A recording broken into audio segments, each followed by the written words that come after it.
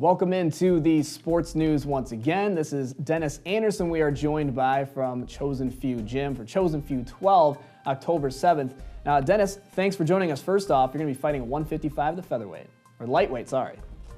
Yep. That's all right. So it sounds good.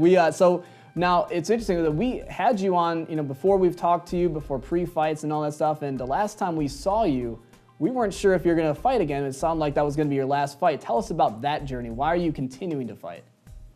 Well, it took a couple weeks to let everything soak in, and then going down for another guy from the gym's fight, Josh and I were talking about having a title fight, and it's something I want, and that brought me back to train for another camp and try and make that the end of the career this time.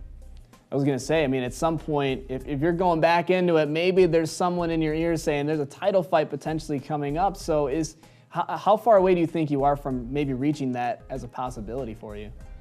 This next fight is for 55-pound title belt. There you go. So, all right. Yeah. So we will have that. So that's awesome. That's great, and we wish you luck with that. You're going to be facing Jonas Flock, who's 6-3. So what kind of fight can we expect? Do you know much about him? I haven't watched too much tape, but from talking to Josh and everything else, he's been a wrestler his whole life, wrestled a year in college, and I think my strategy is going to be to keep it on my feet because I can wrestle with him, but I think I'll be better standing up, keeping my distance, and me engaging on him.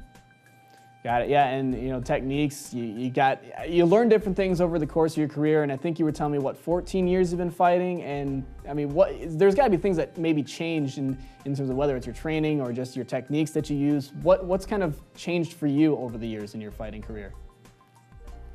For the most part, getting older and trying to be smarter with my body and not overdo everything. Otherwise, you don't bounce back from injuries as fast, and